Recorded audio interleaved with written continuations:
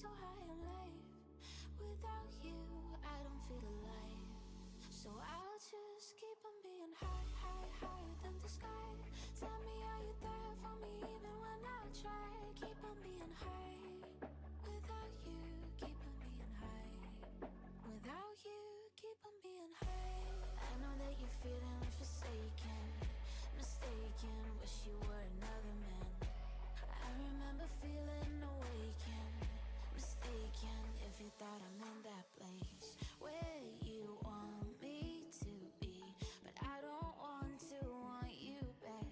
So it's easy to see when I'm high all the time. 'Cause I have lost you, get the thinking why we used to be so high on life. Without you, I don't feel alive. So I just keep on being high, higher than the sky. Tell me, are you there for me even when I try? Keep on being high. Without you, keep on being high. Without you, keep on being high.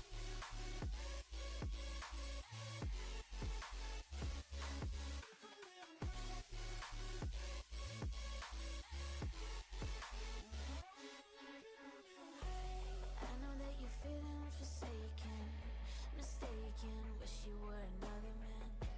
I remember feeling awakened, mistaken, if you thought I'm in that place.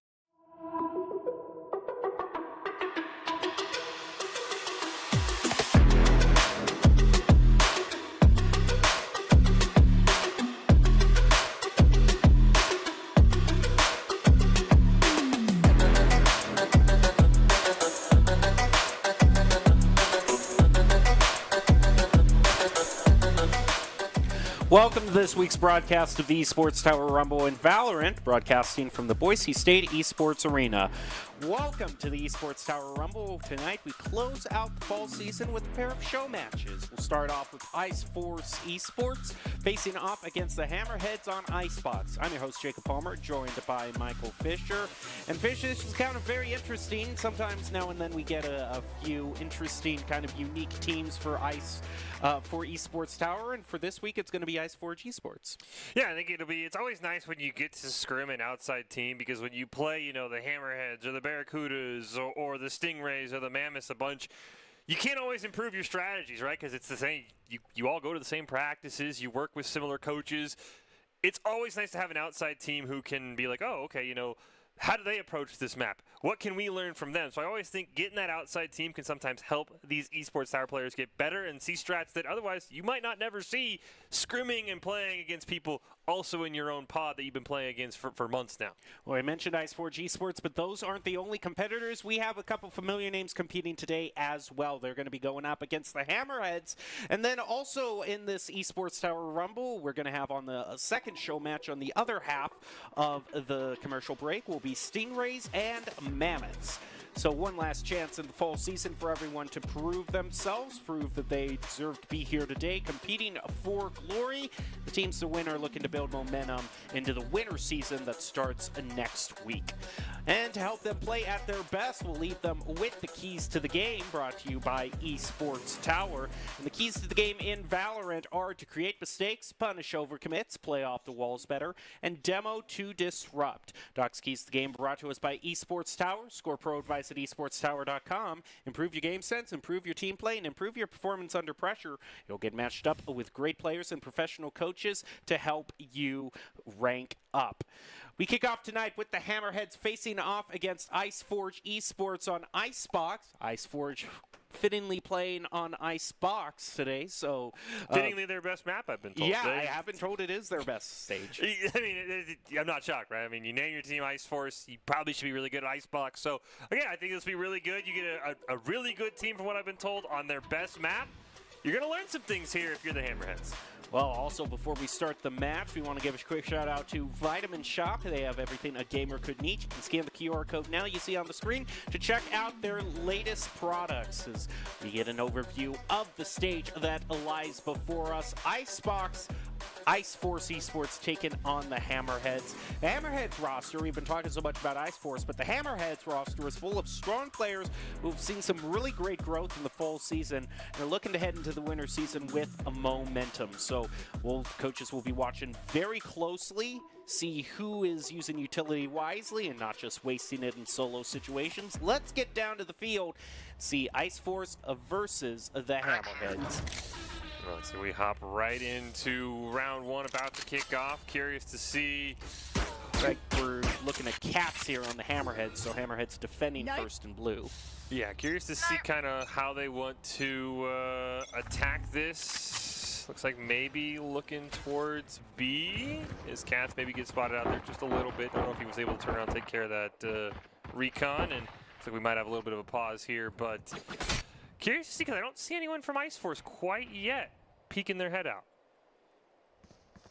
Looks like we are going to be as much in the dark as the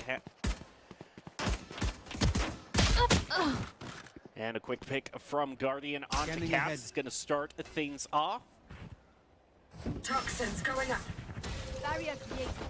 It's kind of the classic B plant. On the side of Icebox, you throw the toxic wall up, you throw the sage wall up, you immediately get a free plant down. And now we'll see what the Hammerheads can do. Oh, you got a couple members coming. Kekion does see them, able to get away, didn't take a single shot.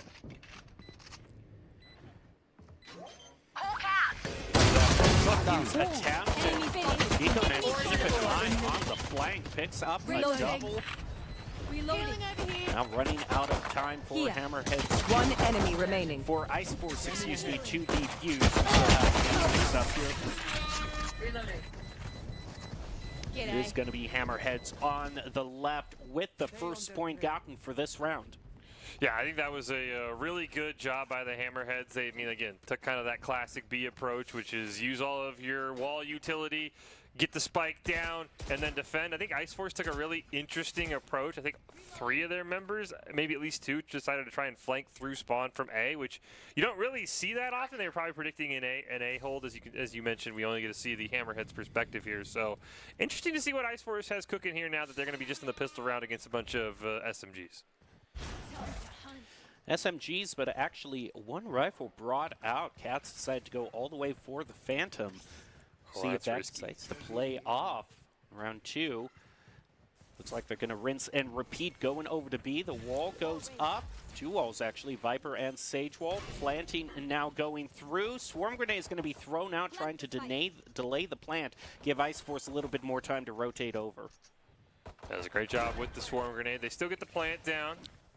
Curious, doesn't look like they believe anyone's going to come through spawn. They do have a couple members back there. So far, no real sighting of anyone on Ice Force quite yet. Cats is able to take care of that recon dart. Shark dart misses barely. Oh, a couple of them peek around. Cats gets one with that Phantom. And it'll be a 5-on-4. Titan's able to pick up Guardian. Cat's also going to pick up a triple, so that Phantom, risky strategy, but it sure paid off, getting the triple and putting the Hammerheads to 2-0.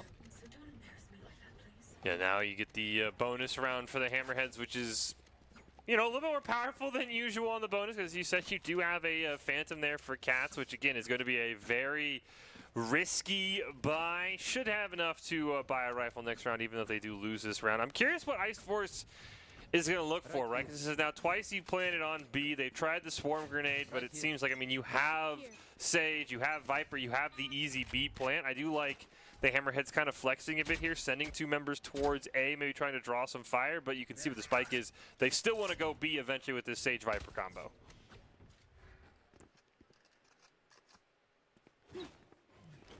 Cat's going to throw out a smoke. Try to get an initial pick maybe with Kiko. B is locked down as all the Viper util is placed on for the entrance to B, and Cyrex holding down that sideline, picking up Type. Seems like it is going to be a rotation over to mid. Killjoy spotted. Here. And it is marked out as all of them gingerly move over to Tube to go through Kitchen. You still have a lot of flexibility. I mean, going towards Kitchen makes it seem like you're still leaning towards that B side. can see all of them a little bit nervous. They don't really have any great util here to try and peek this corner outside of maybe a dash from the Jet. A couple of shots do go out. Being's able to pick up one before they're traded out by Fear. And now it's a 4-on-3 as they look to head towards Spike, and there's a Vandal picked up for Fear. Reloading.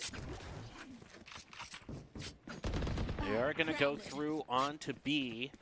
2 more eliminations, 1 for each team, making it 3-2. Last player standing. Hammerhead's going to go for the credit bonus on the plant, but doesn't get it.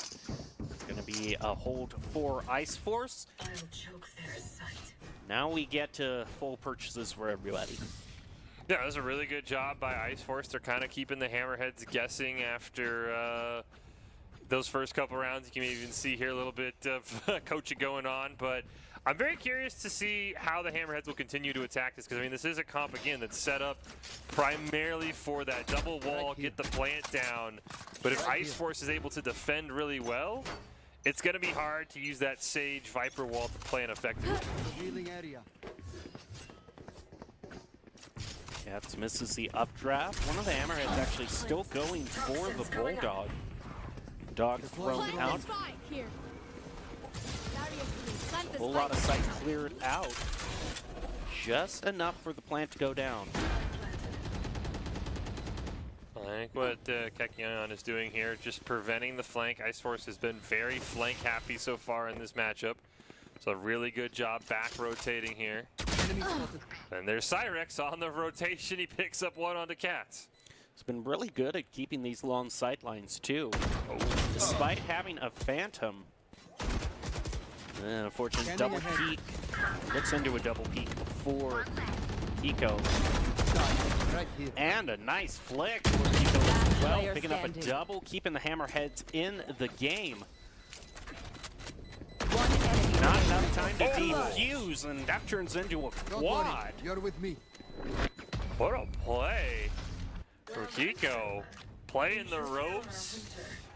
The other Sova for Ice Force didn't quite have a great angle. I think we'll get a great view of the replay here. This is a great double kill as well to keep his team in as the last one alive. But unfortunately, the other Sova just doesn't have a good angle when he goes up on ropes, so he gets a free spray onto the Sage who's defusing. Yeah, not having that angle for the Sova doesn't allow him to cover his defuser. So he gets to take that 2-on-1 into a very quick 1-on-1 apiece. Ooh, Seekers right up the rib. There they are. Found one. A bunch of things gotten on the dart. Happy getting 2. Here. Alright, once again positioning themselves well. Cats is sticking back like in spawn, waiting for any flanks. This is really cheeky from Cats, actually. Now, unfortunately, since Happy got a double kill, I don't think Ice Force has the ability to do these rotates, but that's a really good play from Cats to try and hang out and spawn with the knife. That was actually really creative, and now he kind of gets this little flank. Unfortunately, the bot does spot him. But he still gets a great little lurk here. Back to a few shots being exchanged. Cyrex once again picks up someone from far back. Binks also taking out Kiko. It's even 3 apiece. Killjoy caught in the middle of tossing that swarm grenade. Happy with the triple and the quad. Now taking the Hammerheads to 4-1. That was a really well-played round by the Hammerheads. I mean, it really started with a great arrow from Kiko. Gets, I think, pinged 3 of them, plus the Seekers allows Happy to get a double kill. This is a really good lurk. I wish this would have worked out for Cats, because it's a great way that he tried to play Ice Force's aggression against them. But in the end, just a great job. They know where to plant the spike to the Hammerheads. They know how to use their utility, and unfortunately, Ice Force just can't find a way to kind of break this Viper util right now. Keep them cornered. Viper has been very effective in helping the Hammerheads lock down. Take flight. Their attacks.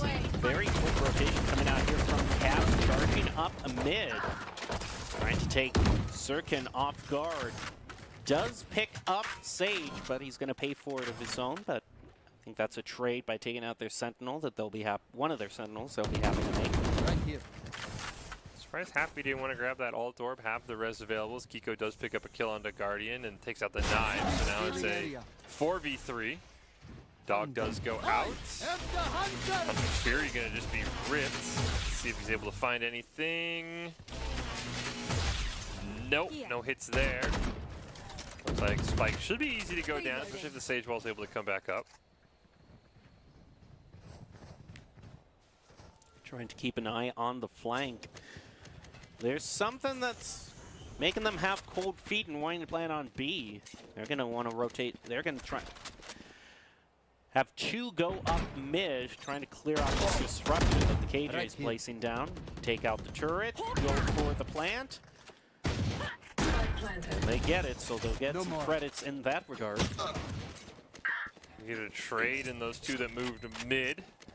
So the KJ picked up one before going down, and now Spike did go down. Fear's gonna put down a couple of utils right on top. And they're just trying to hold this angle now. Poison's off. Curious to see what Ice Force can do here in this 2v3, and probably on the eco round, especially with the Sheriff coming out from the KJ. Oh, Cyrix gets one. One enemy remaining. Almost gets caught in the bow, hitting on the 42 health. Cyrix looks away at just the wrong moment. And Hammerheads now take it to 5. The Hammerheads are playing this attack really, really well. They're doing a great job keeping Ice Force guessing. Surprised with the Viper that Ice Force hasn't. Just seems like Cyrix hasn't really had a great job defending B solo, which is usually what you see Vipers do on this map. They throw the wall down. So maybe they'll try that now that they do have their ult, but it seems like so far B's kind of been an easy plant for the Hammerheads almost every round. Deep breath. Hammerheads once again going for that mid push. Revealing area. Dart thrown out through mid. Found. Caps dashes through. Tries to get a cheeky angle on top of the tube, but is taken out by Ceratus. Now the Hammerheads having a bit more trepidation, still committing toward the mid push.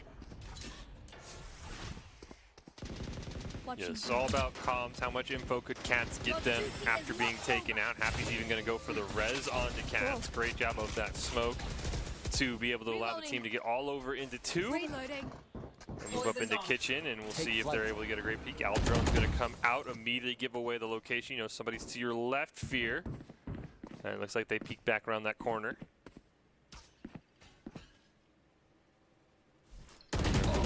Very disciplined also how they peak as a group. Ooh, where's the op Guardian at? takes Caps. Take out Ceratus, try to keep the Hammerheads in the running. They're going to be now outnumbered 2 for 1 as Sarkin is going on a tear. It's a triple. That's going to help Ice Force hold things down.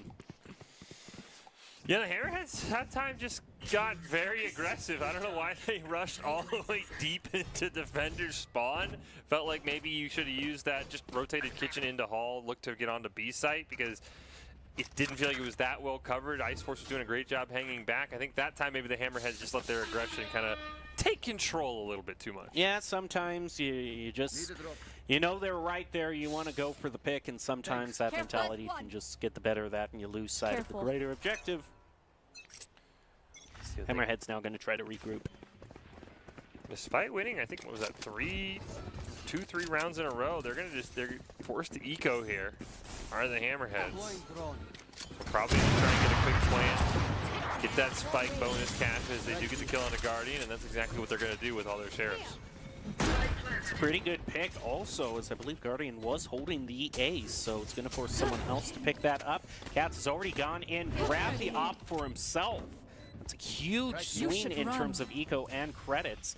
Killjoy is going to be thrown out, but it is not going to prevent Cats from holding down the angles he wants to. Couple of peeks, unfortunately couldn't quite find it. You hear the revive go out. It sounded like they're going to start to defuse. Unfortunately, I don't think the spike's in the line of sight of Cats. He does get one. Corsair just takes him down. Fear able to get a great kill onto Binks. Looks like they might have defended long enough on this eco round, actually. Unfortunately, the spike will kill all but Cats, who did make it out with the op. That's the main thing that the Hammerheads are concerned with. They managed to turn things around, not just in terms of the round, but the overall credits. You also see Cats, look at him holding on there by just a little bit of health. You can see that red sliver, so he was almost taken out, but overall, in terms of the credits, he managed to find a way to hang in there. Only 7 health. Yeah, 7 health, not to mention saves the op as well. It was a great job. As soon as they got that pick onto the Jet, realizing Cats can use his dashes, get in there, grab the op. Recon Bolt does go out, gives away Cats' position for a little bit, so he'll reposition. Nice little glide there to avoid the rope. Though he hasn't seen anyone quite yet. And maybe even feeling a flank coming on here. Wants to go and peek through spawn with his op, and he was dead on, and Guardian pays for it. What a game sense there from Cats to predict that. I was almost thinking Cyrex would be the one to beat through, as they've been the one tasked with the flank. Viper's Pit thrown down, giving them a whole bunch of coverage. Plant the spike, you go in, getting rid of Cyrex, just as I was talking about him. Here throws down the orb. Ready to use it. Iceforce is fighting back one at a time. Tag team of Type and Kiko. Gonna take Binks and Cyrex out. That's gonna be it. Hammerhead's now in a 5-round lead. The Hammerheads have done a really good job attacking here. They've kind of used up B and made it so Iceforce was heavily defending over there, and also they're starting to catch on to these flanks that Iceforce wants to pull off. I mean, you saw Cats immediately flip around and say, I guarantee I think Guardian or somebody's coming. As you said, usually it's been Binks on that rotation as well, but this time we're going back to B, and again, a big question is how was Iceforce going to defend this? I'm surprised that they just haven't left the Viper over there. Maybe they'll run right into the Viper this time, though, as the Seekers come out to start off the round. First time in a little while we've seen Hammerheads go back over toward B. There is a ping that goes out through their own spawn. Oh, and it's, I would say that's a whole lot of information given over. They are able to pick up one, but all of Iceforce is going for a flank. Now that explains why B was so wide open. Cats is going to have a very tough job because the 4 remaining members of Iceforce did push into that mid. He's got to be very careful on 2. He picks up 1. And I mean, that might just simply be enough. Happy and Fear going to pick up 2 more. And they'll get flawless there and make it 8-2 in a very aggressive alert from Iceforce. Doesn't quite work out. Enemies close. Eyes up. And it seemed that by just grouping up there, they tried to make the ultimate unexpected play be completely expected, because once that owl drone spotted all 5 of them, there really was no way for them to play sneaky or have an unexpected angle. Hammerheads adapted very quickly, held down all the angles that they could expect Iceforce to try to peek through once they knew they were all moving as a unit. Yeah, I think Iceforce has got to try something different, because the Hammerheads are clearly very well aware of, okay, they're all going to someone or some of them or all of them are going to try to flank. So if you're Iceforce, I think maybe you just play more standard Valorant this time. Just try and D up, as we do see the Viper's Pit is going to go down, and Cyrex just walks in and takes out Cats. Hunter's Fury used in response by the Hammerhead. Oh, got one. Gets the pick onto Cyrex to even things up. And they're going to attempt the spike plant again. Hunter's Fury and Binks is just raining bullets right down upon the Hammerheads. Hunter's Fury also gets one from Ceratus. And Iceforce stopping the bleeding somewhat. Looking like they're going to pick this up 8-3 unless Type has the round of his life. It's already starting off good. Gets 1. See if you can find a couple more. Unfortunately, the spike is down in a very awful spot. Sircon knows that, holds the angle. And it's a team ace for Iceforce Esports to make it 8-3, potentially look to make it 8-4 as we head into our last round before the swap. And this time it was actually the Hammerheads who were a bit predictable. They tried to plant the spike in roughly the same spot. They planted it multiple times, and it was a great job by Binks just spraying through the Viper's wall, picking up 1, and then they ripped the Hunter's Fury, knowing somebody's got to pick up the spike, and they're going to be very close to where that person just died. And Iceforce able to make it 8-3, and see how this last round goes before we swap. Both the Jets are probably going to pop their knives instantly. One is used from Iceforce, but Hammerhead's still hanging on to theirs. Really going to have this round to use it. Cats is waiting on trying to pick up any sort of flank. I'm not hearing any footsteps. Iceforce might have given up their greater strategy of trying to find these sneaky flanks and just holding down E entirely. With how quick that wall went down, I think you're dead on, because that Sage wall got evaporated. Oh, there's and as you said, maybe you should have popped the knives if you were Cats, because Guardian wins with his knives. Though he did take quite a little bit of damage, probably about 70, I'd say, or so. So he's going to be kind of low unless the Sage can rotate over and get him a heal. And it is a bit puzzling because you can't save those knives for any other round, so you got to use them now. This looks like B is open, but I think the Hammerhead's approaching this very cautiously. Silence. As Kiko picks up one. 30 seconds left. Dart thrown out, doesn't get any ping. Spike planted. A little angle on the rotation. Unfortunately, he's going to get blinded and have his location revealed by the recon bolt. So goes in a very rough spot. Overall manages to take Kiko at an unexpected angle down to 2 apiece. Oh, you saw him. They hear the defuse. Oh, trying to take some out with the wall bang! Last player Oh, standing. they did manage One to get him to enemy let remaining. go. I thought for sure that he was just going to stick it. I think if he stuck it, he actually might have Switching pulled it sides. off. We'll never know. We weren't quite able to see how close he was, but I think you're right. It's a great job by Kiko here. He's been playing phenomenally this fall season, and this is just a great little rotation. Somehow survived, even though they knew where he was with that recon dart. And as you said, that Sage did just enough to force Cyrex off, and Right here. now it's 9-3 as we swap sides. Hammerhead's going to try their hand at defense, only 4 rounds away from claiming victory. Curious to see how Iceforce will attack. We obviously saw that on defense they were a very lurk-heavy team, often giving up sites early to try and retake with lurks. I'm curious how attacking that will carry over. wow. Spike down. Nearly made a 2-for-0 hero trade, but ends up just going 1-for-1 as Guardian gets another one. Make it 4-3 in advantage of Iceforce. Uh-oh. Last player standing. Typh is the only one left with only 7 health to boot. Dropped. You can see the KJ Spike holding planted. that cheeky angle on mid-tube.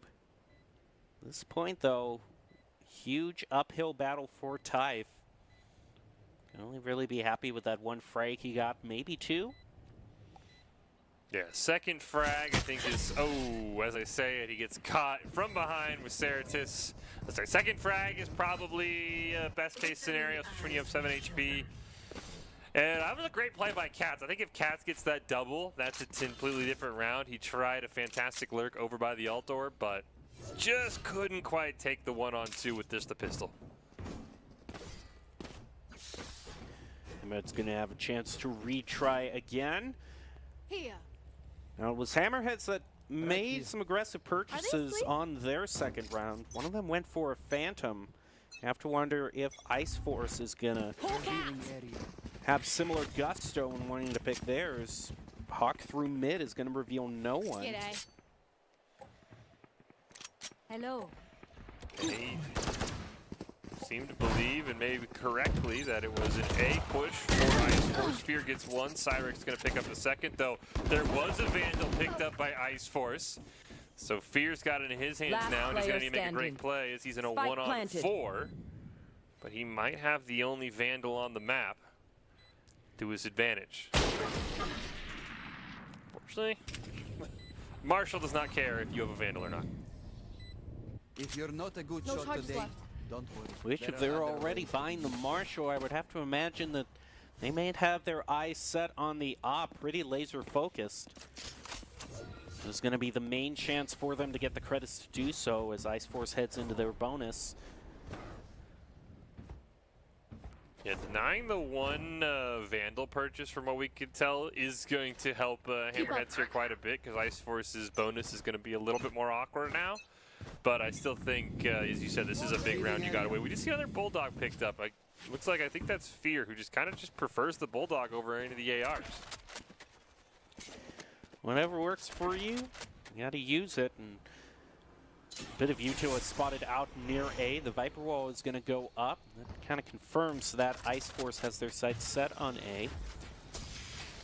Eco goes back through the wall. We hear the plant sound cue going down. Gets a hit with the Owl Drone.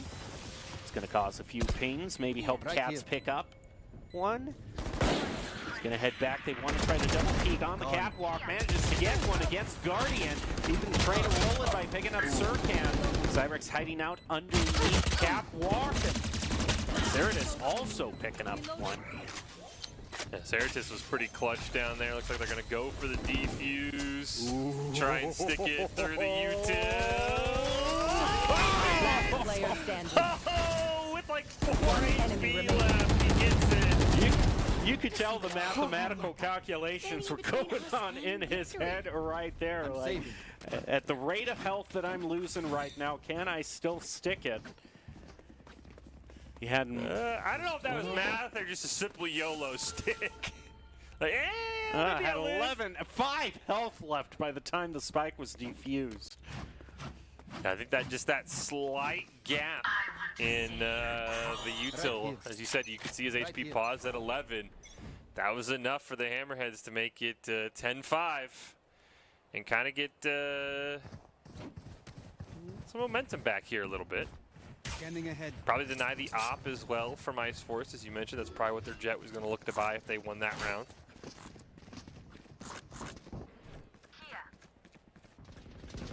Spike planted.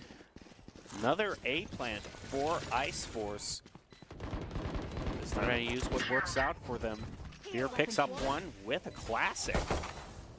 Yeah, looks like even though they won that round, the Hammerheads actually elected to eco, probably because of just in the way they won. They didn't pick up as many kills. Kind of got a crazy defuse, so outside of this one Bulldog, I don't think they have a whole lot of firepower. They head through the Viper Wall, immediately rotate around, trying to take out Surcan. They predicted the location he was holding down, but he just lets that Vandal Fire work out for himself, making it 10-6. The second round in a row, somebody's had success for Ice Force. Ceratus was down there last round, picked up a double before he was taken out. So that kind of underneath the catwalk on the other side of the Sage Wall is somewhere that the Hammerheads are definitely going to have to keep in mind. I think the Hammerheads have done a really good job so far this match, kind of picking up on Ice Force's tendencies. And that's going to be another one as they try and close this out. They need to kind of be aware if they keep going A, and right now it's heavily defended, so that means it might be up to Fear and that Viper over on B side to do some great defense. Cats is going to have their location revealed by that early dart thrown out. Bit of fire being exchanged around mid, a trade 1-for-1. Thrown down by the Sage, another 1-for-1 trade, taking it to 3 apiece. Ice Force does have a res, yeah. Zircon's going to make the res, so it's actually going to be 4-3 now. Unfortunately, couldn't ping the body, otherwise you could maybe try to pick off Guardian in the animation. As we get another trade. Nice. Oh, nice shutdown. Reloading. While the fighting was happening in a mid, they kind of sneaked right under the Hammerheads. Managed to get the plant. Gonna have to go in through the same route and angle that has proven to be a pain in the Hammerhead side. Ceratus swings out from under the catwalk and wasn't expecting Cyrex there at all. No, that was a great play by Ice Force. I think Cats knew Ceratus was probably going to be down underneath that catwalk. What he was not ready for was the Viper to be right next to him. That was a great job by Ice Force. And as you said, kind of used all that mid-fighting, all that chaos in the mid to just get a free plant on, and unfortunately just couldn't find that Jet body during the res animation to pick up the free kill. Hammerheads have had a real tough time getting any sort of win on defense. The only one they've really got was just through a freak defuse. Maybe a nice flank here from Cats. I mean, Iceforce deciding to change things up, not go for A. If they don't, that's giving so much room over to Cats to move through here. It's going to be able to slowly pinch them in. Five-bar ult is going to go down here from Iceforce. Guardian picks up the first kill. Cats ended up deciding not to go for the full flank with the knives and ended up joining his team, so he won't have that element of surprise. Here. Oh, right over the Viper's pit. He's able to pick up Guardian, but that's the only real pick that the Hammerheads can have for themselves. Once again, Iceforce claiming it. Here's going to have, well, I mean, 4 well-played Sheriff shots. That's one. My ultimate is ready. Does he have number 2 in him? No, he does not. Cyrix right there, and as you said, that is a round loss, and now all of a sudden it's 10-8, and defense proving to be very hard for both these teams so far on Icebox, as there's only been, I believe, 4 combined wins on defense so far through 18 rounds. But throughout all those wins, Hammerheads have slowly built up all of their ults, including that all-crucial res. So Iceforce might just run out of steam in terms of the abilities that they have to use here. And every time they've gone for a pretty quick charge through with plant. Time to hunt. It's going to come out. Unfortunately, but at the very end is able to give a little bit of information. Hunter's Fury is going to go out, try and just ping anyone, and it doesn't look like they're able to find the Cats in this very sneaky spot.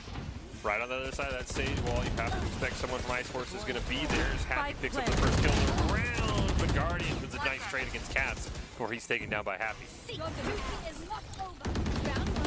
Hammerheads want this win badly. They're going to spend the res for it. Cyrix does get the pick on to Fear. Fear managed to pepper him with a good bit of One damage. enemy remaining. So much that just one wallbang is going to take out Cyrix. They are able to decipher where that Sova is hiding out from his Hunter's Fury. Hammerheads finding their win, putting them 2 off from a victory. They did, unfortunately, use most of those ults. I think 3 of those 4 ults that they had saved up.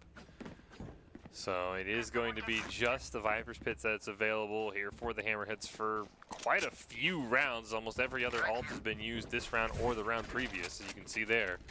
None of them more than 2 charges. Meanwhile, you've got a couple at 5 and 1 at 6 for Iceforce. If Iceforce can win a couple rounds, they can maybe rip ults, and all of a sudden we could be looking at 11-11 here if the Hammerheads aren't careful.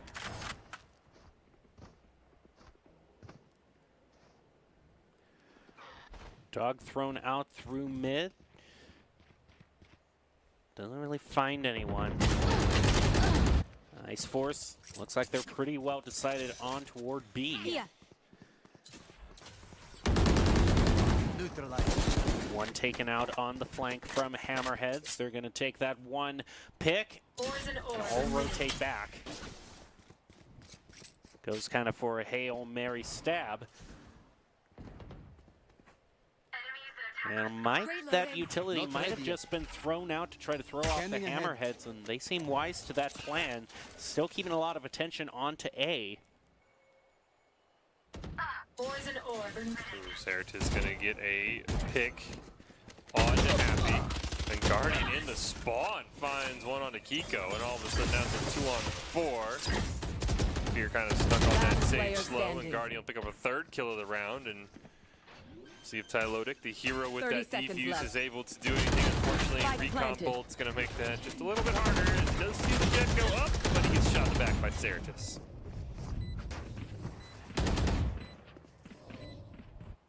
Hammerheads now need to try to find a win, 2 more, and we're going to be heading into effective overtime. You see, they've only managed to win 2 rounds out of their whole time on defense. It's really been a round that's been favoring the attacking team.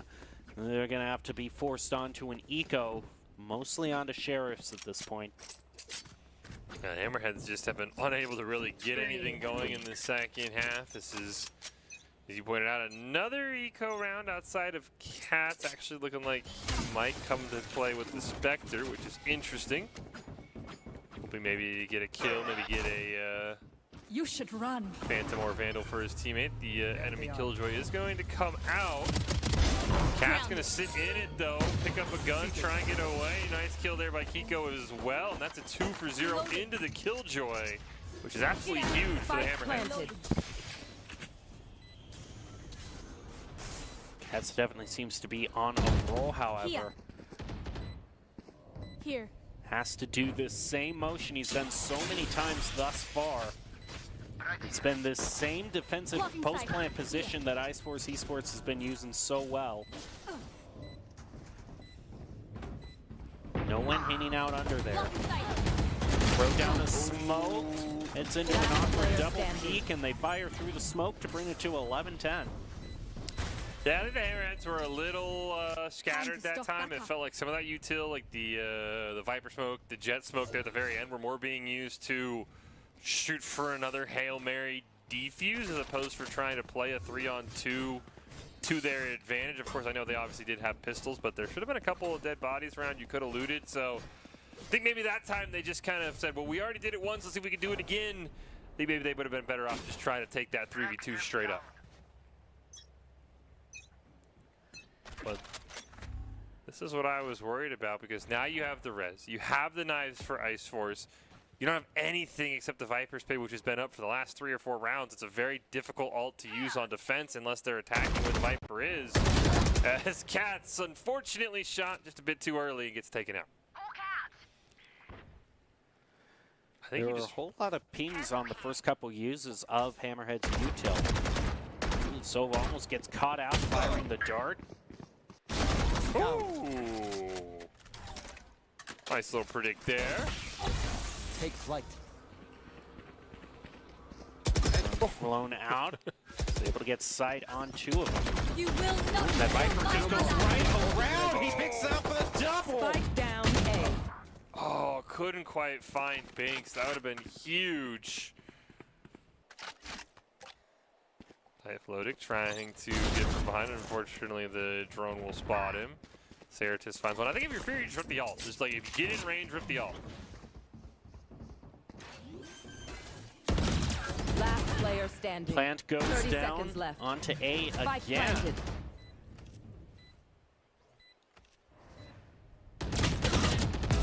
Ended. Fear gets 1. Makes it 2-1 apiece. HP is going to make this really tough because they know where he is. They could just what a rely shock on dart. a shock dart to take him out. That's a fantastic shock dart from Ceratus. And now we're at 11-11 all of a sudden. Now the ults for the Hammerheads are finally starting to come online. You can see Cat's Happy and Typhlotic all a couple of rounds away, so they might not be up if you're on match point. If you lose here, oh, this is going to be... The Hammerheads are just in a really weird spot because of how they've struggled on defense so much. They just haven't had solid eco. I mean, if they lose this round, they could be effectively forced to get Spectres on match point. Barrier created. Scout destroyed. Dart is going to be thrown out into B. Hawk out. Doesn't pick up any pings, so it is A once again for Iceforce. Something that they have done pretty flawlessly, except for that one freak defuse round. Dart thrown out from Iceforce onto B yellow.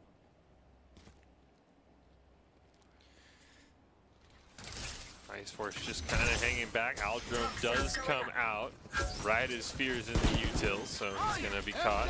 Trigger's Fury going to be used here by the Hammerheads to try and find anybody. Even throw one out on the typical spike location. You can hear the spike being planted. Spike Sprays planted. into the wall, but the Sage Wall will stand. And you can see there on the quick ping from the recon dart, everybody's going to retreat from Iceforce No charges left.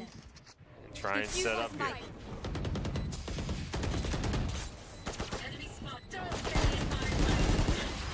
One picked up from Binks. Viper's been thrown down, but they just continue to Last fire player through standing. and use the Hunter's Flawless. Fury, and Iceforce picks up a flawless.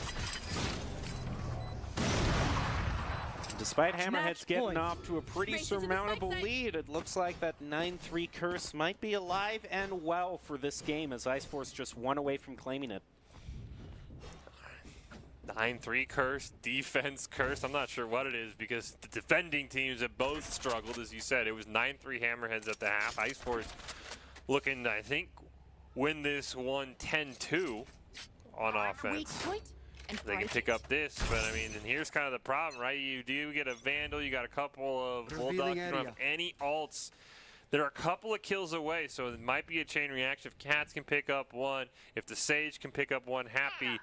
Hammerheads can maybe force us into overtime here and keep this game going.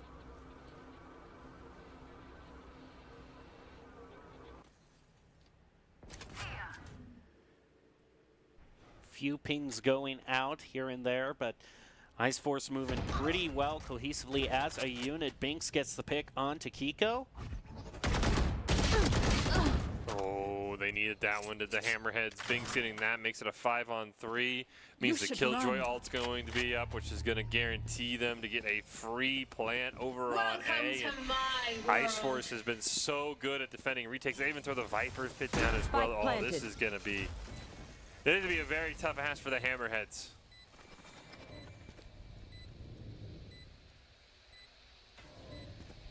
Almost nowhere to really go. And runs right into the alarm bot. Now to 1 health is going to be able to recover back up to 45 at this point. Shock Dart's going to keep that doorway locked down. A lot of fire goes through, including Swarm Grenade, which catches tight. It's going to have to be, nope, not to be at that point. You know, Fish, going at it alone can only get you so far. Ultimately, if you want to increase your chances of success, you have to level up your teaming skills. I think we saw that with Ice Force. Just whenever they were attacking you, moving so well as a unit, so fast that it really didn't give the Hammerheads any sort of time to get a pick onto an individual player. You can see how talented this team, Ice Force, is. And Esports Tower really takes the time to create teams of well-matched teammates. Shout out to Coach Holter, and for those of you watching who haven't checked out Esports Tower clubs, you should. It's a fast track to rank up.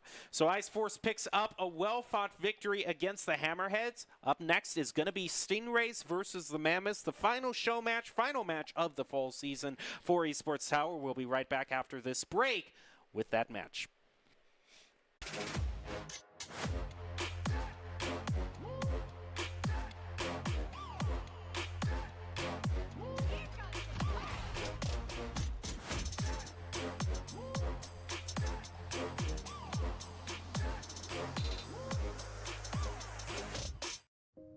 It's the end of a good day's work in Idaho.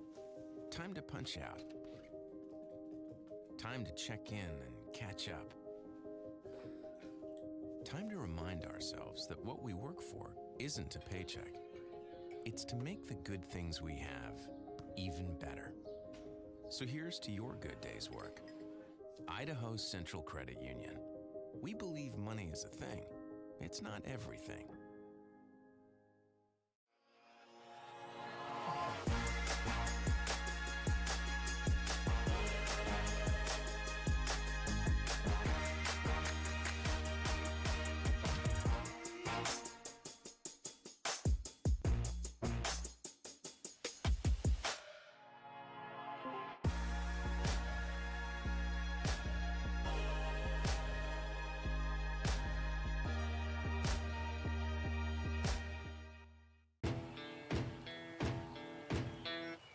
Growing up in Riggins, we have certain rules we live by.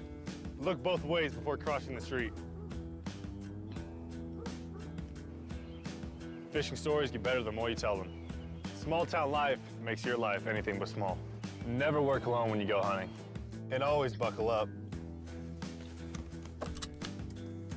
Seatbelts save lives. That's a rule we can all live by.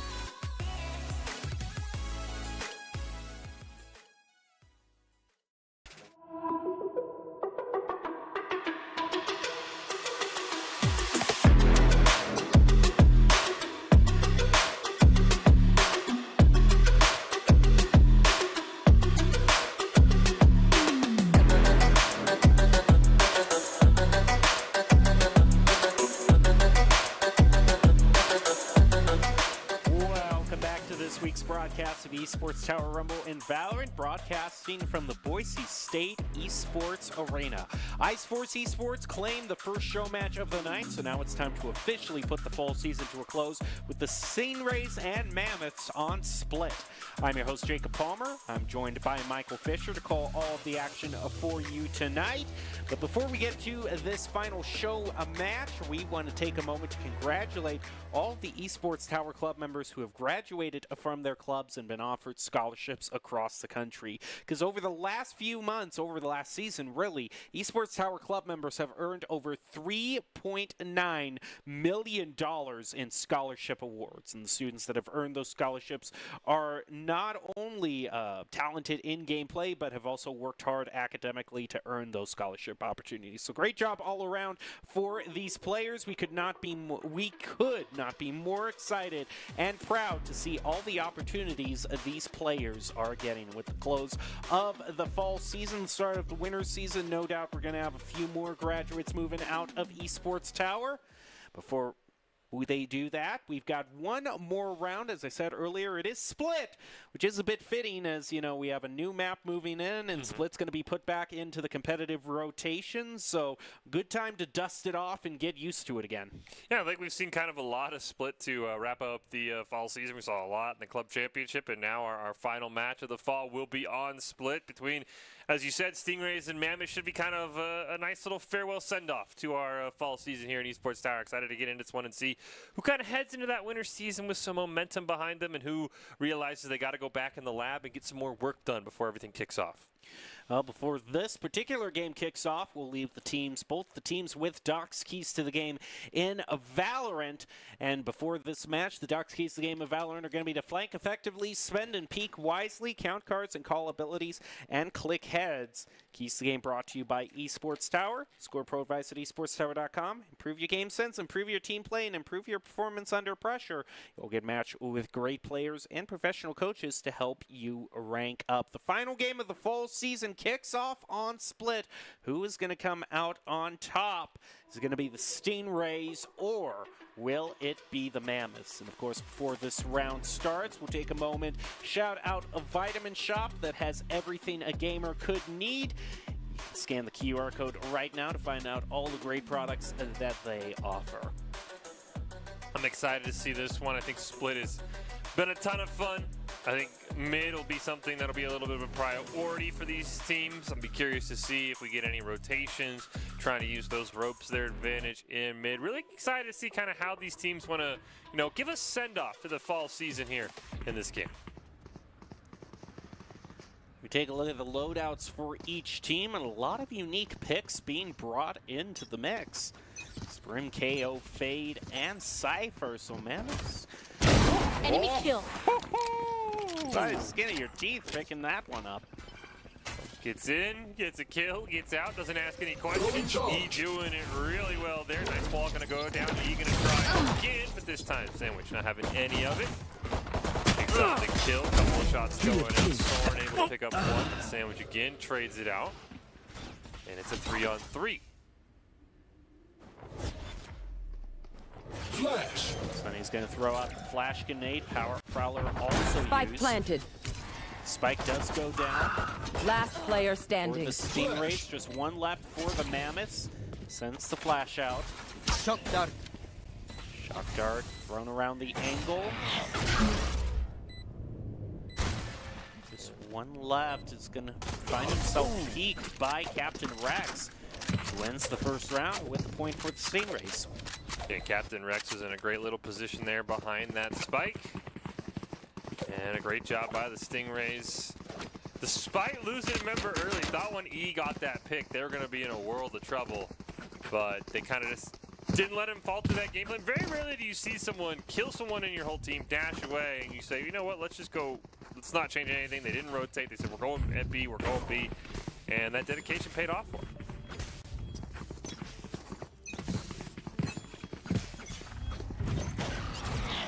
It's the same charge through the rod all at once, and he tries to dash into it to take him off guard, but doesn't work out. It ends with the Mammoths defending at 3-5. What is that dash with the shotgun. Now Kaz going to make it 5-on-2 as Rex will get the plant Spike down. planted. Soren is trying for a very, very long flank here with the shotgun. Aldrone.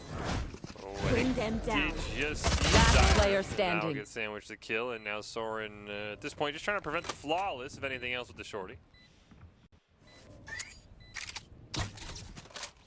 Bit of a sneaky position for that tripwire.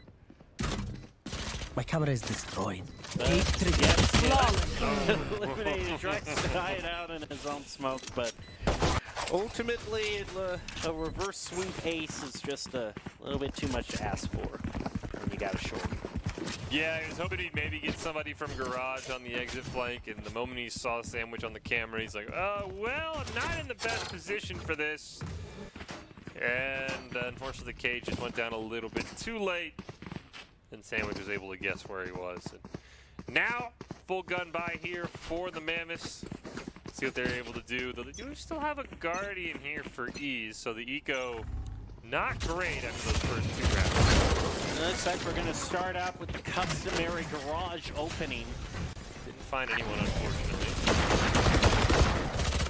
Smoke thrown down. Picks up Kaz. He's going to get traded back by MKs. Does pick up the Phantom, and he's in a great little spot over here. His Master gets One Rex enemy doesn't remaining. even look in the direction. Sandwich goes down, and he pays off with the triple kill in round 3. Looks like a Bucky was being held by the Stingrays. Not necessarily the worst purchase when all the teams have just gravitated toward charging through B. Yeah. But now that we get into the first kind of major round on the ARs, a lot more long range options are open. That brings A into the mix, and 3 members from each team seem to be coalescing around A. Finally we don't get a B bonanza here for E. We'll see if he Might maybe still gets... get a showdown between the 2 Jets. Yeah, you might get one. Couple of shots going out, but for the most part, I think everyone's going to hang around A. Yeah, we'll get a game of chicken with the 2 Jets. We'll keep an eye on the kill feed, see who picks up the other, and it will be E who ends up winning that. And now, unfortunately, the Stingrays are rotating, and they're going to get caught out in mid. I think they go 2 for 2. That Sandwich has got to be very careful here. So Aldrone will be key, but he does have somebody coming behind him if Master can get in range. Oh. One enemy remaining. There it is, Master with a nice headshot. And E gets another over in Garage, his favorite spot. And just like that, it's 2-2.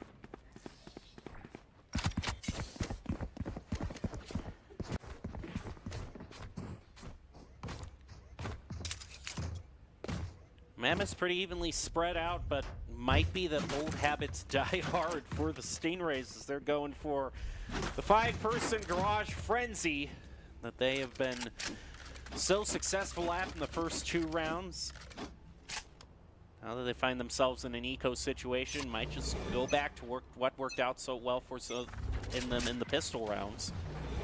You can see here on the map, he's still once again in Garage. Captain Rex is going to push him on the Omen. Sunny Lee picks up the first kill. Bring them down. No kill yet for E as Kaz was mid. Fortunate self-flash from Sunny Lee there. Puts the molly out onto sewers. That is where a majority of the Stingrays are hiding out. Or rather, a majority of the Stingrays, excuse me, in Garage. Because I think I needed to go back to where they've been the whole time. That's been in Garage. Sandwich gets one enemy remaining. The Guardian, that's going to get all he had. That is going to be all he can get, however, is 2 picks back from the Mammoths. The Stingrays down to 1. It's going to be a teleport over to a wide open A site here for Captain Rex, so he is going to be able to get this spike planted. Spike planted. It is a 1-on-4, but even picking up that bonus cash is going to be huge for the Stingrays, and now we'll see if Captain Rex can defend this. Zyrum's right there. Easy headshot. no chance, but you still get the bonus credits for planting the spike, so I think the teleport's still worth it overall. Yeah, it's always difficult to find a spot to use that teleport to make it meaningful, so just decided to trade it in for a few extra 100 credits on the plant. That's going to be defuse going over for the Mammoths, and things pretty even between these two teams. We haven't really seen a runaway success like we did in the other match where the attacking team really seemed to have the advantage. It's been pretty darn evenly split. You're getting a save also from one of the Jets because no doubt Knives is going to be online, and a bit of a... Oh, I was going to say a bit of a tech pause. We're actually... I think we're taking a look at a replay from that last That round. goes there. Iron again, Ah, this is really a nice didn't even spot. give Rex much of a chance. Camera taken out. Got the easy kill. And now we are back. Curious, E did pick up an op, so he's not going to have that aggressive garage play. It ended up going over to Sunny Lee on the KO. Now, unfortunately, no one's there. Everyone's over on A, as Master's the first one to get taken out. And now his team wants to rotate over, and E, nice first shot there. Soren using that Cage intel triggered. info to his advantage. Where is everyone? One enemy Get the remaining. neural theft as well. He is on a roll. Only has one left. He gets it with the op shot. Not that it made too much of a difference because that was a nice double peek that they pulled off. Mammoths go up to 4. So Mammoths 4 in a row. Now we go back to garage, and again, this time with the op. You're not going to have E with that Yes, aggressive this should play. go. You're This just goes here. maybe going to have, Sunny Lee was there last Ah, time this in is a garage, nice one. so this will be kind of a curious round to see how the Mammoths want to play it, because That E has goes been there. that garage defense, but you can't go up and dash and try I and just need peek this. somebody if you have an op. Unless you get a crazy lucky shot, it's not going to work out. Soren really kind of displaying how much kind of a comfort pick this is for him. Finding a place to use his ultimate, give that vital information over to E, who has the op. Scanning ahead. He's going to have a whole bunch of time to charge that ult up again. Caught in the swarm grenade, Kaz is going to give up some health. Still trying to hold down Vent. Soren gets the first pick onto MK. It's answered back by Wakana. Your fault. E just shotgun able to pick that one up. Rex is going to get that plant over on B though. Sunny Spike looking planted. for a flash, not going to find it. Nobody's up there with it. One suppressed. Finds one with the knife. And E with this op is going to be One a enemy tough remaining. spot as Rex does pick up the kill onto Sunny Lee. Just saw the Killjoy's head, but not able to get the kill. And Stingrays end their losing streak. Get it to 4-3. Can someone get this? And a quick replay on everything that transpired. That was a very nice knife. Able to pick up the info on the Omen, but at this point it really wasn't. Really wasn't anything to write home about, since Captain Rex was just more than happy to hang up on those rafters, wait for Get the out peek of my around the way. corner, and then click. Oh, talk about You clicking should heads. run. E putting that op to good use. That's another pick. It takes out the opposing op as well, as the Sage for the Stingrays did have it. Killjoy ult is going to create some space, though, for the Stingrays. He's got to be ready. Oh, Cash took a couple of shots, ended up hitting him.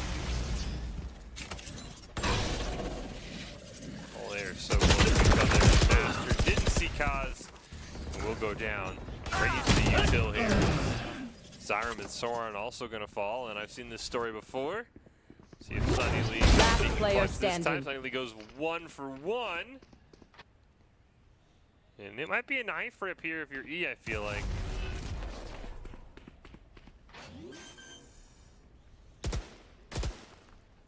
Spike planted. Spike down for Stingrays. E in a tough situation, got cornered. can definitely see he much preferred to save at that point. Did not want to give up that op. The Stingrays are going to be able to force it away from the Mammoths as we are tied 4 apiece. Neither team budging that much. Yeah, it really feels like whenever one team gets an advantage, the other team picks up a round win. Now you've got an op on the table once again. This time for, looks like Sage once again. I do like what the Stingrays have been doing. Do they have 2 ops? I wouldn't be surprised because they got the one that they picked up from the Mammoths. So it would have been probably at no cost to them. Often see teams running the double op, especially when on a killjoy. Especially when you have Kaz on the jet. Zyram not able to take out Kaz. And A is wide open. Kaz takes down E. Before Soren's able to get the kill with the Phantom. Spike planted. Pretty quick plant from the Stingray. Soren finds himself getting his health chipped away by that turret. Right here. Long peek down A. Flash. The op shots are raining out, but Wakanda to make the op work. Sunny Leaf flanks him. One enemy Soren remaining. also is able to pick up a triple. Mammoths turn it around in their favor, pick back up that op. Sova having to face down 2 angles at once. Weapon here. And just enough time for the Mammoths to defuse as well. That was a great job by Master, I believe, who's going to Remember, ping let that the pins killjoy. feel done. Allow the cat to know exactly where Wakanda was. And then Soren, once that op goes down on a main, you free up the rest of this A site. Really just a great team play here by the Mammoths to put themselves up 1, but I mean, the way this is going, anything but a 6-6 half would be shocking to me. Because these teams have been so even so far. And we go back to Garage. But E is not over there, so Garage may be a little bit more open than it has been in past rounds for the Stingrays. I like this camera angle. Not a lot of people know to check up there. Got you. Gets the hit. A lot of fire heading out from that Phantom. Is able to get a little bit of chip damage onto the KJ and the Sage as well. Another dart thrown out. And all this util going through Garage is making Stingrays rethink their initial push. 3 members initially rotate over. Looks like Captain Rex and Kaz hang up over on B. And oh no! Oh no, that's a spike! The spike's down in Garage! That is devastating, actually. They were gonna wait for Captain, I think, to teleport over to A, but he tried to peek. Sunny Lee didn't expect the 3-man rotation, but oh, that spike is down in probably the worst possible spot if you're the Stingrays. You've got 2 members covering it here. Soren, he's got a tripwire down as well. 30 seconds left. On my wire. Page goes up. One enemy remaining. Coordination with their on that Sage wall as well. Probably a bit. Bring them down. Probably was a bit unintentional as that Sage tried to bring up the wall to protect found themselves, but it ended up giving Soren a boost to take a very 10 seconds unexpected left. angle onto the Stingrays. Not enough time for that KJ to get back to the point and plant. Just going to hang out in the Garage at Sage. Yeah, it was a valiant effort from the Stingrays, but unfortunately, Rex just got a little bit too trigger happy. Honestly, she Probably looked for a peek when he shouldn't have, and that gives the Mammoths the round. We'll see if the Stingrays can even it back up. I mean, it really doesn't feel like any team's had a major advantage, so again, like I said, anything outside of 6-6 feels like it's going to be a bit of an upset, but the Stingrays not going to win 2 in a row to make that happen.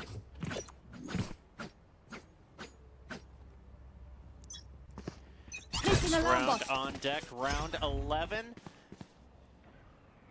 We're off and starting. Stingrays committing heavily on Fort A. Only 2 from the Mammoths. Holding that down. Sideline smoked off by the Omen. So potential rotation out through Sewer. No more dreams. Especially with Zyram getting a pick, I would think that Yeah, the rotation out through mid all the way over to B is going to go through. Oh, Going Sunny down. Lee saw one. Wakana forced to stop. And that was the spike. Actually, would have had spike held down, but Sunny Lee gave up the angle. He does have a great angle below the cage. Couldn't quite take out Cause, though. Gonna keep an eye on Garage. I think smartly the Stingrays hold him back. That's Not done. able My to get a great ultimate kill is on ready. Zyram, too. Get out of my way. And the knives will be popped here from Raz, it looks like. Or Cause, excuse me. And now they're going to rotate back. 30 seconds left. Kaz is on the move. Kaz is on the move with those knives. Sunny Lee is just going to wait for them all to pass. Head into Vents, and Kaz You takes will out not Soren kill from my mid. ally. A res back on to Captain Rex. 10 seconds left. Plant heads down. Spike planted. Got him. Sunny Lee gets one. Stay down. He picks up another with the off. Last player standing. Ooh, Kaz gets a two-piece there. 4 for the round. And the Stingrays make it 6 to Last 5 round with before a the ton switch. of patience. First they go A, then they rotate back B, then they go A again, and now we get our off battle here between Kaz and E.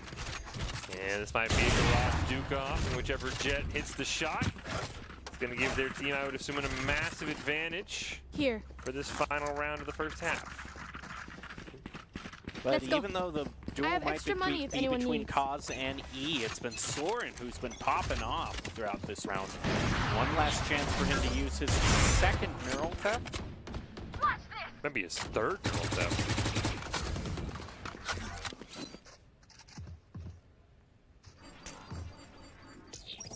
Zyram knows Kaz has the op. Gonna be very careful run. when he comes to peeking. Killjoy will be used by the team trying to create some space. He has the knives. Can he get one more kill before the Killjoy ult goes out? No, he cannot. But Sunny Lee's gonna pick a pair in that mid. Captain Rex is gonna tell him. There, take them. Zion will throw out his own ult. Tag. Nice take shot. Oh, by the Sage. Oh, Onto the Sage, excuse me. Soren and Zyram eliminated. Oh, he tries to hold down that angle, but gets taken out. Flashbang. Sunny Lee Three gets a kills. great kill there onto the Sage, making it 2-2. Masters is coming all Spike the way planted. from the T-spawn through Garage. I'd actually have a pretty decent flank here. I don't One think enemy Rex is gonna remaining. know he's there. Will not. Wakana goes down, and the manager DPs, and they'll make it 7-5. Head into the second half. Thanks. Sorry to spoil the party. Molly. Which at this point was a much larger lead than we thought it was going to turn out. We were Switching very much in the sides. mindset that we were going to head into Not that I halftime need to, of completely course. tied up. Now the side swap. Stingray's going to have their chance to defend.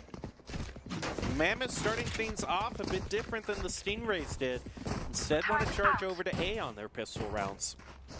I think it's a good idea. I think mid or Garage is kind of always that early round expectation. We do see Soren heading over that way, maybe just to try and bait, but they do have Wakana and Kaz over here, so the Stingrays aren't completely blind to this.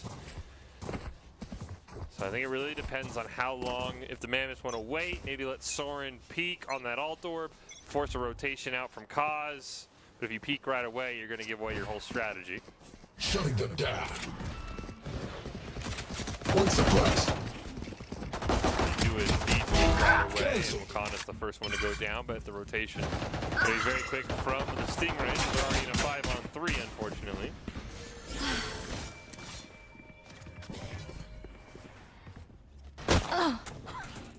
Nice bit of patience from MK. Still hanging out there. He picks up Spike the frenzy, planted. puts that to work against Soren. Zyram is able to get the pick. player standing. Oh, Zyra and Sunny Lee, I thought for sure that they were going to get outgunned. Unfortunately, I think if Sage just picked a target, it would have helped a lot, but he tried to spray one way, then tried to flick Bracken's play Sunny Lee, and unfortunately, especially in the pistol round, trying to spread your bullets out is just going to result in low health bars, but not any kills. So the Mammoths go up 3 rounds and are looking to extend this lead here, as now they're going to have quite the advantage heading into this round. In terms of the second pick, the second pistol round, Mammoths keeping B open as an option. Stingray's not getting too aggressive with the pick, with their peak. A bit of jumping around by E to try to fake out Captain Rex. I don't know if he realizes that. Oh, man. If he realized that E was... That the Stingray was right to his side. Soren gets rid of MK to clear out Heaven.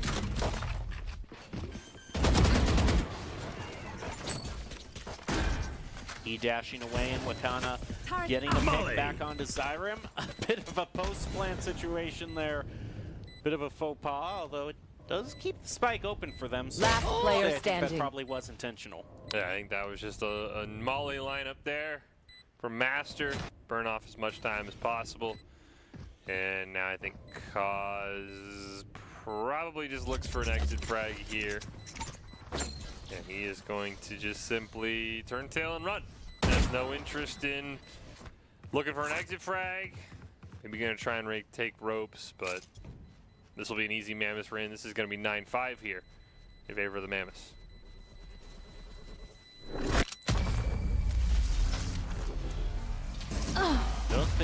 And at that point, yeah. At that point, except for the credits, yeah, not really anything for him to save there, so just decides to touch the spike explosion in the end. Doesn't make too big of a difference. 9-5 now for the Mammoths. This was the pistol round. And again, I think if you just keep shooting Zyrim there, I think you probably turn this into a 1-on-1 instead of a 1-on-2. This goes here. But MK tried to split the shots.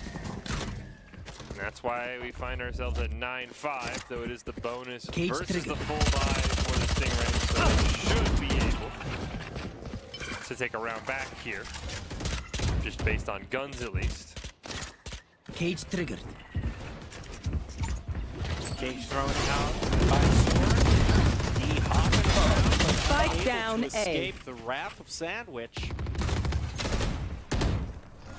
Also, an Ares has been brought out by the Stingrays. Last player standing. Working out Katana. Starting out the double with it. MK's going to clean things up. Stingrays are back in decisive fashion. Yeah, great win for the Stingrays. Now, we should have an even round here. We even have an... There's no way we're gonna... Are we playing Odin Cypher?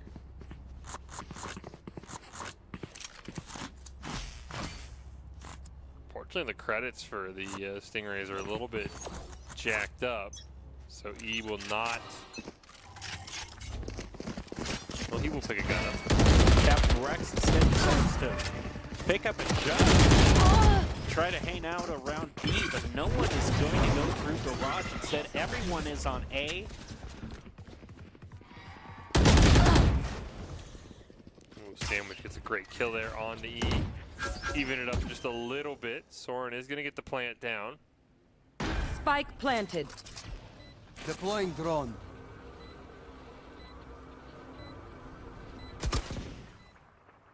Dart thrown out from the Owl drone. Doesn't quite hit Soren. Waiting for the rotation. Is able to find One enemy himself. remaining. Right out with 1 health. Catches the Omen on the teleport. Let's make a play. Captain then was just execute. looking for something to get that round and do something for his team, but 1 HP surviving here for Sunny Lee. Starts off with this great pick over on ramps right behind this box. And then we should be able to see the teleport. Unfortunately, just at that range, the shotgun not going to do near enough damage. 1 HP short of doing enough damage to win that trade.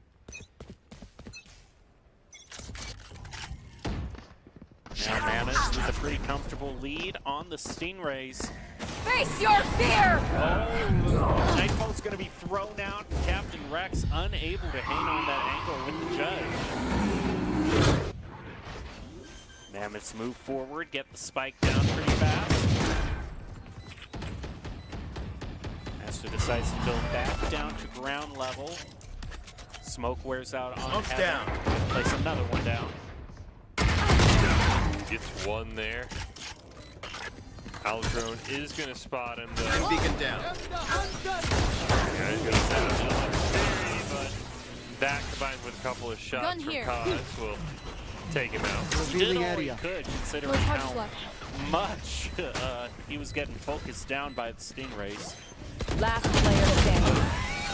Tries to fake him out on the defuse and immediately gets fire from all directions in response. They try the same old tricks. Yeah, unfortunately, was really hoping Kaz was probably going to pick up a kill there and make it a 2-on-2, bait one out with the defuse, but Mammoth's now only 2 points away from claiming this show match. We'll see what the Stingrays can do. Looks like might have had a disconnect, so I think we might have to start a pause. Yeah, we do have a pause here as a disconnect is brought out. We'll see if we can get everyone back into the game. Now, overall, pretty decisive swing back over toward the Mammoths. It definitely seems like they are the ones a bit more comfortable on attack because they have won all but one of the rounds so far since things have swapped over to them. Yeah, I think the Mammoths have done a really good job of not being as aggressive as the Stingrays. I think a lot of the Stingrays, the losses on attack were let's just rush to the garage, and then they'd run into E, and then they'd run into Soren. I think the Mammoths have been a lot more slow-paced. I think they've looked a lot more than the Stingrays did, and they've kind of kept them off balance, and now they're only 2 rounds away, depending on how the eco looks as we hop back in. I mean, the Stingrays, this might be their last round of a full buy, potentially. So this is, I mean, a huge round if you're the Stingrays. You've got the Killjoy ult. You've got Right here. the Sage ult. Right You need here. to make use of those as early on. Masters just can't find Open up the shots on sky. the sandwich. Dude. Oh, that KJ has to run away from that Molly. orbital strike. Molly also thrown down on the escape route. It's caught in that corner. Kaz picks off E. Ooh, saw his shoulder, I think.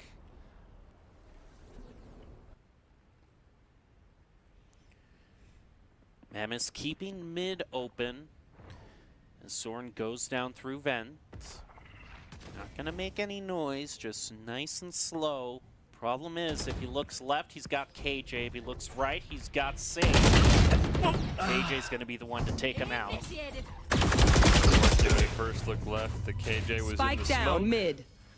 Sunny 30 Lee goes seconds down. left. The defender Killjoy there from the Stingrays.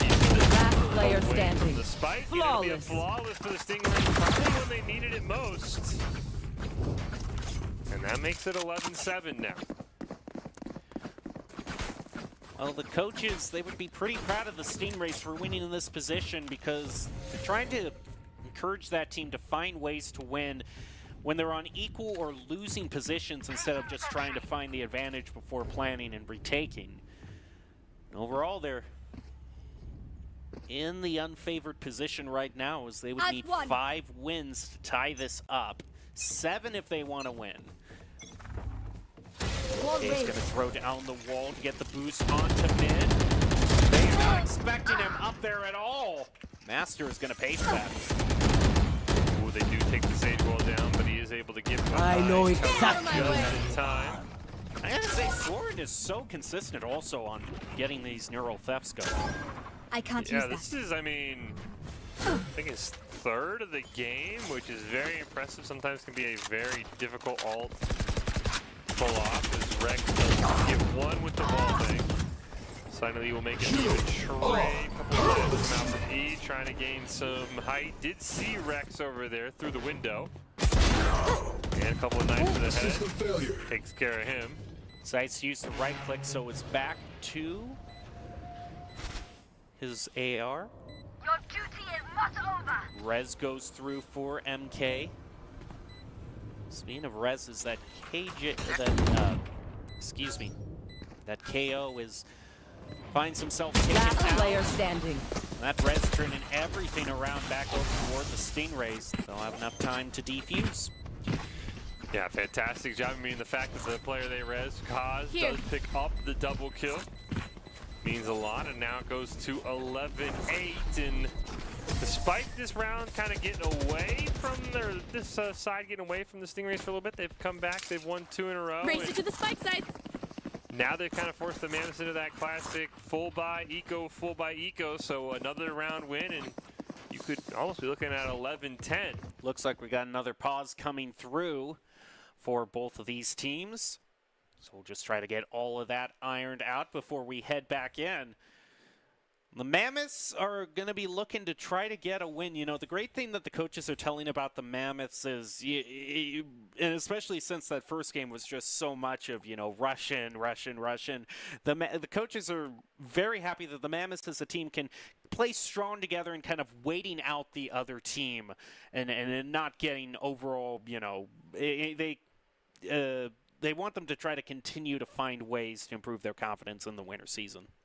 Yeah, I think, the aggressive play is the flashy play. We saw that a lot in our first show match, and when it works out, it's great. But if it doesn't work out, you put your team in such a bad footing. You put your team very far behind. So I think that they've been a great job, as you said, of a little bit of a different side of the coin with the Mammoths being a little more slow. They've had a couple of crazy plays, E pushing in garage, then he'll dash away. They try and kind of sprinkle them in when they're needed, but for the most part, the Mammoths have just kind of played more calm, more collected, more just kind of steady, plant the site, defend the site, Valor, as opposed to, well, what if I flank through this spawn and come from this angle? We haven't seen too much of that here on Split, and I think it's been good as both these teams have kind of had a couple of great rounds with just more standard Valor. And Split, I think, also as a stage doesn't lend itself as well to the flanks because you have to really rotate through both teams' spawn if you wanted to flank all the way around. Your only chances would be to go through mid, but with the ropes and vents, that can really kind of slow things down in that regard. We head back to Kaz, trying to hold down A. Captain Rex gets first pick onto Sunny Lee. That is a huge pick for the side of the Stingrays, who, again, looking to get back, maybe win this one outright. Depending on if they can hold that round wins. We've seen that before. This time, Soren was ready for MK to jump off on the wall. And just like that, it's 4-4. Cover going out. Mammoths holding down on A. Decide to rotate through sewers toward mid. Soren. Cage trigger. Head of all of them is going to use his cage. Actually, might just be using that so he can make his way back over toward vents. 30 seconds left. Thrown out. Captain Rex having to face a 3-on-1 does not win that. And look, the rotation goes out from the Stingrays, but Soren is not far behind them. Last player They standing. combine E and Soren to pick up one. Master gets another, and it's all Kaz, and he goes down, and now the Mammoths are on match point. 12-8 here. Match point. Just need one more round to close out the fall season as winners. MK has a whole lot of credits, though. And with Kaz getting the knives, it is still going to be a full purchase for the Stingrays, so they don't have to eco at their most crucial time. Mammoths once again deciding to start off in A. We'll see how the play develops, especially as a whole lot of KJ util is being placed on A-Long. Kaz waiting around the corner with the knives. Oh! My ult's not ready. No one looked, but he couldn't quite finish anyone off either.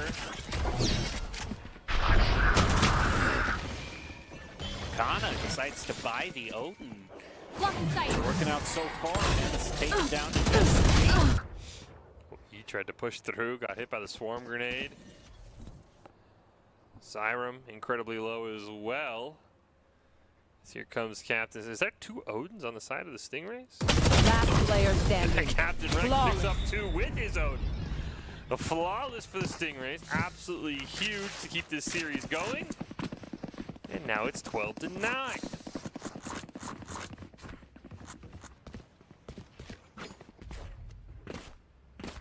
Yeah, the credits also, it's very lopsided in favor of Soren. No surprise for him there, so he's probably going to have to buy a gun for one of his teammates, settle for small shields. So almost a full purchase, but just not quite. Mammoths still have 3 opportunities before this heads into overtime. Soren is going to get spotted out pretty early thanks to the dart. Captain Rex with that Odin. Seems to be something that the Mammoths are having trouble playing around. For a moment, looks like the Mammoths are going to keep walking in. They do lose Sunny Lee as MK was up in heaven. Going down, Zyram. Just sees it. Picks up Last one player down. standing. Spike down, B. Zyram, but he's going to get shot in the side. And it's now 12-10. Unfortunately, that's also going to be a wasted ult. Yep.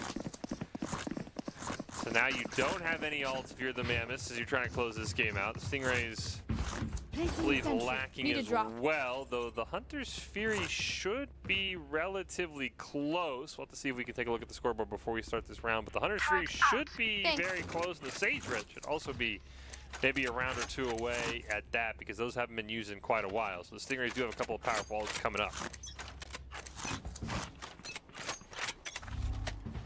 And the round starts. Kaz has decided to move over toward the Eyes down. Soren walks right into Gun it. here. Is an eco round for the Mammoths, it looks like. See a couple of sheriffs, though. E, surprisingly enough, still brought the AR. Unfortunately, MK is going to take him down, so that was a pretty big purchase the Mammoths were not able to cash in on.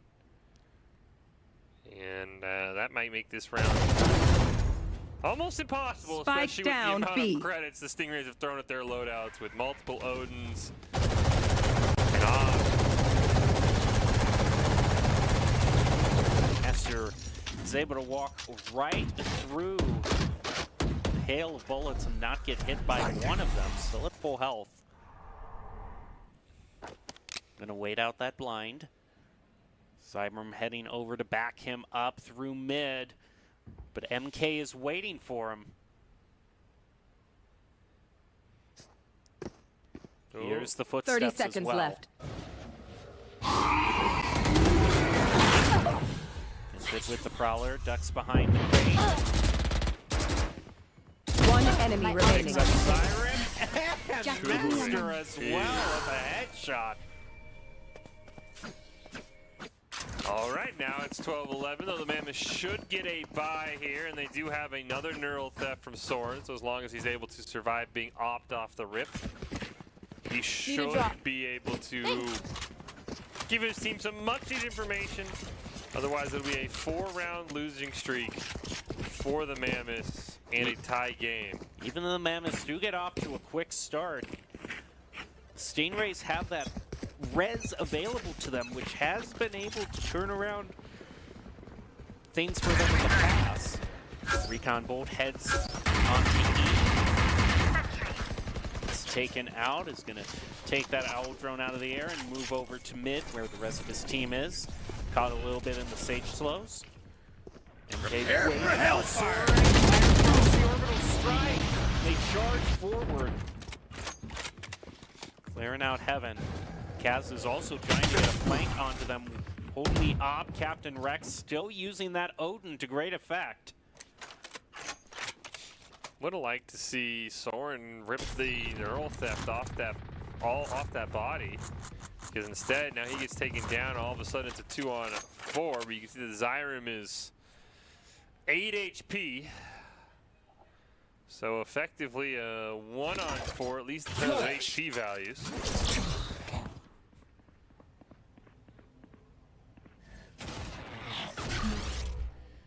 Zyram also finding himself extremely low on health.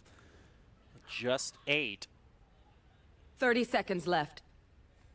Making their way slowly up Last towards player heaven. standing. Sandwiches waiting right there for them, picks him up from the ground. All of a sudden, we have Switching a tie sides. game. Overtime.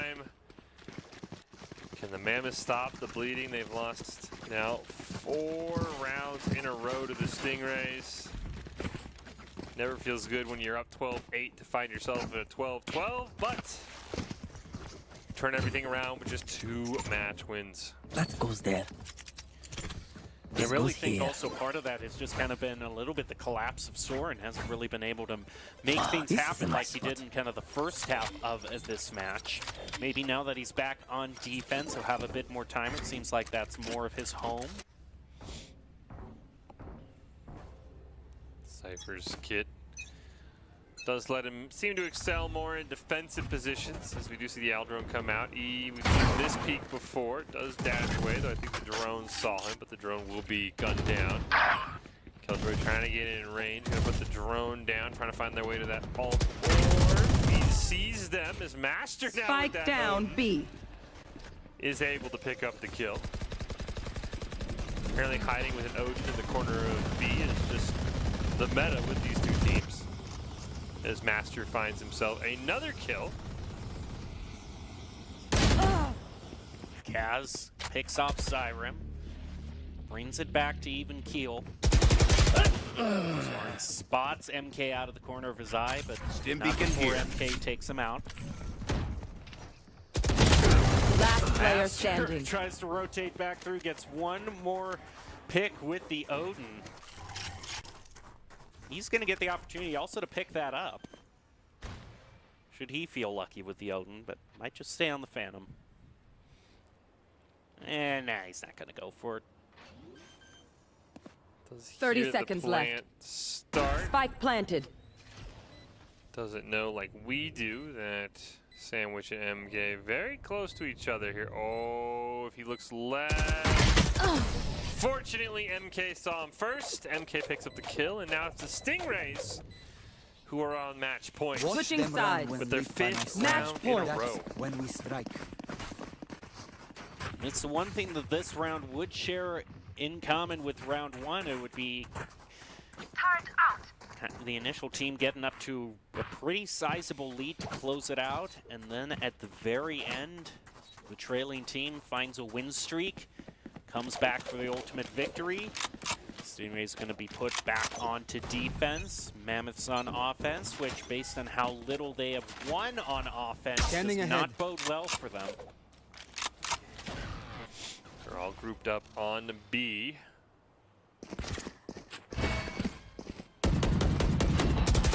Okay, just go down. Kana's joined the Odin party here as well. Found them. Bomb grenade out.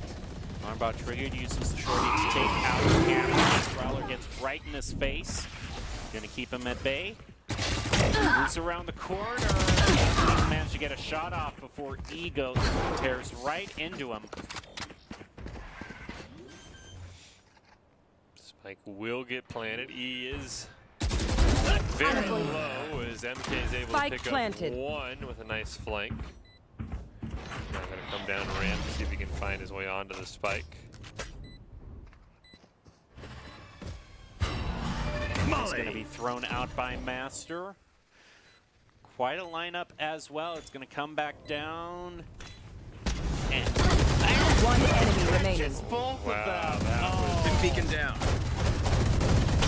Rex trying with the Odin. I think we're gonna have another. I think we're gonna have a reset here. E will pick it up with the shorty. And we go back to 13-13 now in overtime. Switching What a way sides. to end the Overtime. fall season with an overtime game. Guaranteed to go at least 2 more rounds. potentially more, depending on how these next 2 rounds go.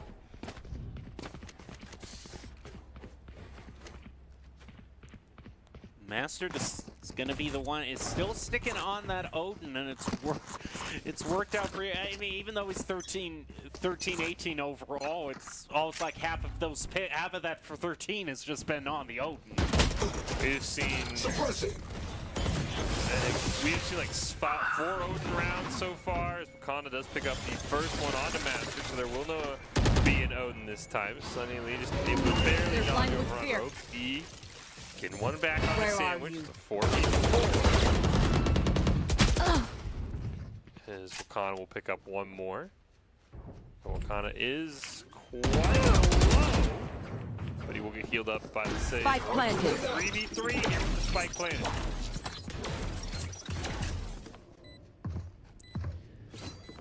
You should run. Well, I think KJ thrown down to burn off more time for the Stingrays.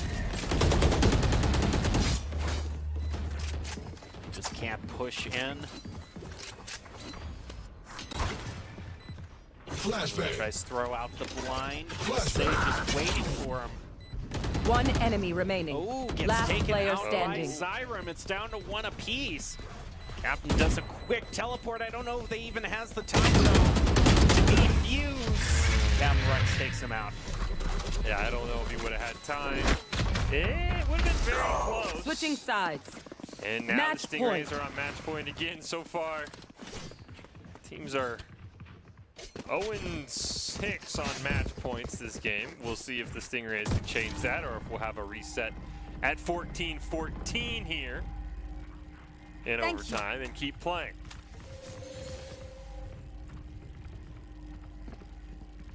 We go.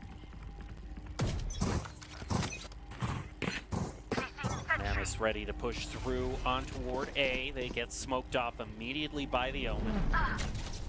Zorn tries to throw out a camera to get a better view. He has taken out MK in mid.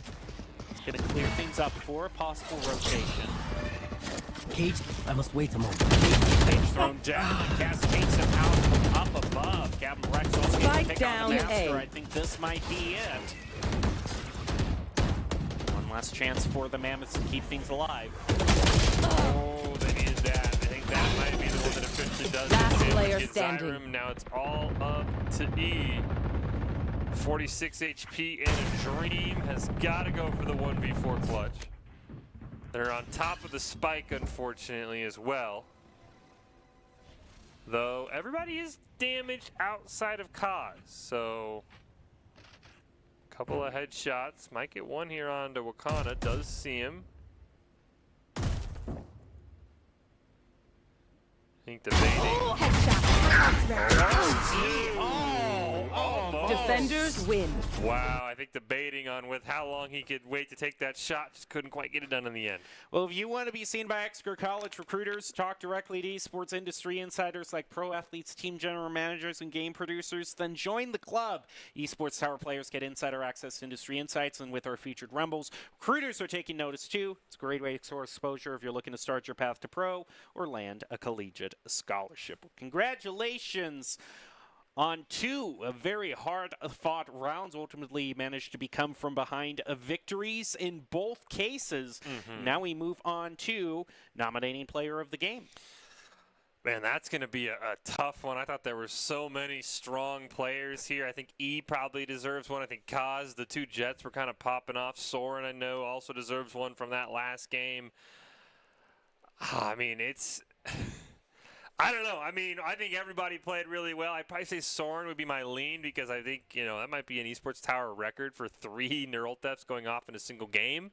So Soren would be my pick, but I think you really can't go wrong from both of our games. Yeah, it could be Soren. If you're going to go with Soren, I'm going to go over with E. Could be both Jets, actually. It's actually going to be Kikkonen, who had quite a big performance on the first round for the Hammerheads. Yeah, I thought he's been playing really well. One of those players from the fall semester the coaches have been really impressed with.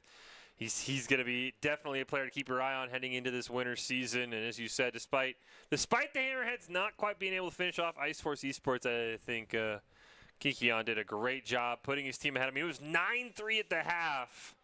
So unfortunately, the curse of 9-3, that was a great round there. Just couldn't come back from the 9-3 curse. But again, big ups to the Hammerheads. Ice Force, a really tough opponent. Getting to scrim somebody outside ET always makes it a little bit more tricky, and they gave them all they could handle. Well, as we prepare to close out this match, Fish, any big takeaways? I think this was really a great little way to wrap up our fall season. We had a fantastic match there. I think 13-11 on Icebox, and of course, fitting that our final game of the fall season didn't want to end 15-13 in overtime. Multiple comebacks on match point. Can't wait to see what we got in store for the winter season. I know as you talked about, there's going to be some big changes within Valorant. So I mean, that's going to just change up the whole meta. So it should be exciting to see how the Esports Tower kids handle it going into this winter season. Well, congratulations to all of our teams for a fantastic fall season. That officially ends the Esports Tower fall season, but we'll be back with the first week of the winter season next week. You're going to want to catch that on Monday at 6 p.m. Eastern Time. But for now, we'll leave you with the top 5 plays of the game for this Fall Rumble. Thank you so much for watching, and we'll see you next time.